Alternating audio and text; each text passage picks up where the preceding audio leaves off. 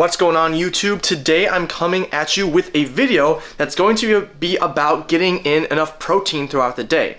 Roughly going to be getting in 150 grams, maybe a little bit more, while eating at the calorie level I need to eat at in order to lose weight. So right now I'm in about a 300 calorie deficit or so. Again, it's really tough to know exactly how much, but there's calculators out there. There's also ways to essentially test what your true calorie maintenance and deficit is, and I can go into that in another video. But like I said, today is going to be a little bit more about how to actually get in sufficient protein, which should be about 0.8 to 1 gram per pound of ideal body weight. That's really all you need. If you're having more, that's great as well, right? More protein is never going to be a harm to you, despite what you might hear.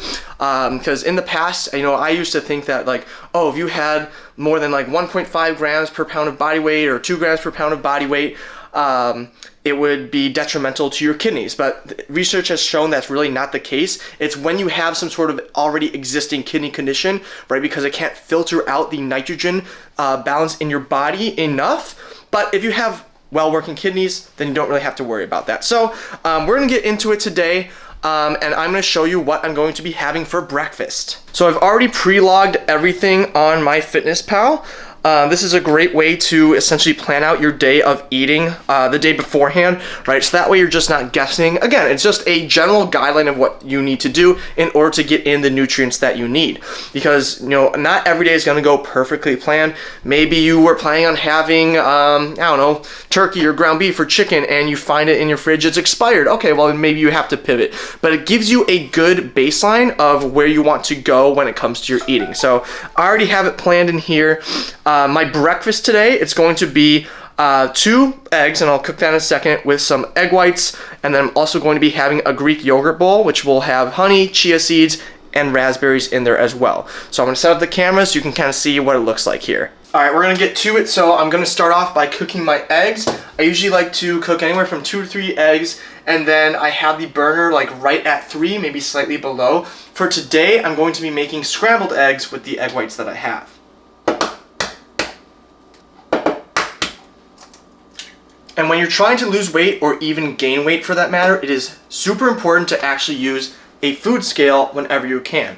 Otherwise, we're pretty much just guessing. We might have a handful, and we're like, okay, that looks like about the serving. It says 28 crackers, 40 grams, whatever it might be. But in reality, it's usually way more than we think. So having a food scale, super essential to make sure that we're actually understanding how much we're putting into our bodies. Hi, Henry. Hello there. And I got a little guy right here, just chilling. Yes, sir. Okay, so here I'm just gonna measure out. I already pre-planned everything in MyFitnessPal, so I'm gonna measure out about 92 grams of the egg whites I have. And we are at, 99 grams, so a little bit extra. So all I have to do is just go into MyFitnessPal. I already measured out the 99 grams. I'm just gonna switch that to 99. Hopefully you can see that on the screen there. Alright, perfect. So even adding more protein, never a bad thing. So from there, I'm just add a little bit of extra milk. And when it comes to measuring liquids, you generally want to do that in a measuring cup. Most of them will be measured in milliliters. So for this, just kind of eyeballing based upon what I usually put in. So maybe about 100 milliliters or so of my milk. And then from there, I'm just going to take a whisk and just mix the eggs and the milk together. Although I'm going to need a much larger bowl. Break up the yolks a little bit, and then get to mixing. The next thing I'm going to do is measure out the butter that I'm going to be cooking my eggs on.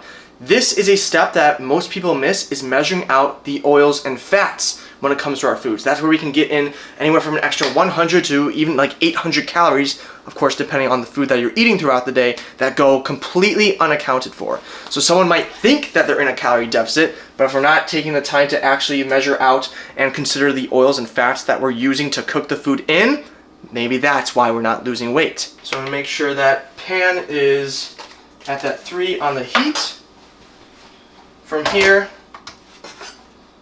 just taking my food scale, zeroing everything out, and about a block of butter or so. So it's a fairly thin. I got 6 grams, if you can see that here. About 6 grams on the plate.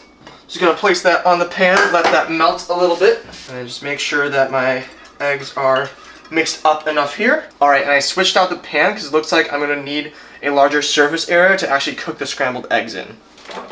So we're gonna place that new piece of butter on the pan, let that melt around it. Okay, so at this point, butter is nice and melted, and now I'm just going to pour the egg and milk and egg white mixture into the pan. And the important thing when you're making scrambled eggs is to make sure that you're mixing it constantly and thoroughly, because otherwise it just kind of gets clumped up and becomes a little bit more on the drier side. Instead, you probably want to have the scrambled eggs just be slightly moist, just tastes a lot better like that. And at this point, as I'm kind of going back and forth to stir the eggs, I'm going to get my yogurt parfait bowl going. So I'm going to start with 200 grams of Greek yogurt, about 30 grams of raspberries, about 5 grams of chia seeds, and then just a little sprinkle or drizzle of honey, just to make it a little bit sweeter in there, maybe about 3 to 4 grams or so. Okay, so at this point, I have my eggs cooked, and then this is my yogurt parfait.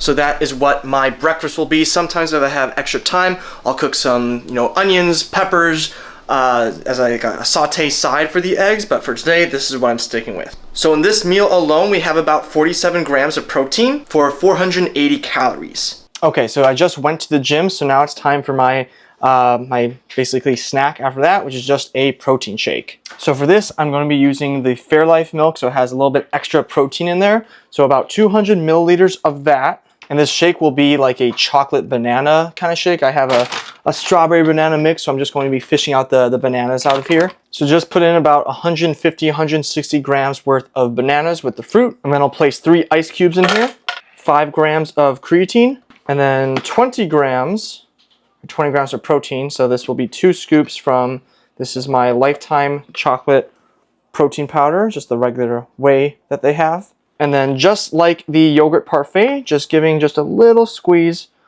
of honey, just about 4 grams or so. In this case, I probably added a little bit too much fruit, so I'm going to put a little extra milk in it so that the consistency is nice and smooth. And then from there, I have my chocolate banana protein shake all mixed up. So the shake in total is about 350 calories with 34 grams of protein. If the camera will focus on that, if you can see that. So that'll be the little snack that I'll have before my next meal. So I'm gonna hop in the shower and then prepare some ground beef after that. And so for my second meal of the day, it's basically just a ground beef bowl with yellow, orange, and red peppers. I also have some onions in here, so just did like a sauteed veggie, and then some ground beef that I prepared from earlier this week. And so the total calories on this meal is about 340, and coming in with about 28 grams of protein. So using the vegetables instead of like a potato, rice, or another main source of carb allows me to eat a little bit more. So that way I have room for more later on, which is, I'll get to it in a little bit. We'll be going out for a really good dessert. All right, so for my next meal that I'm eating, well, it's not a meal, it's a dessert. We came back to this place, me and my girlfriend Gabby here.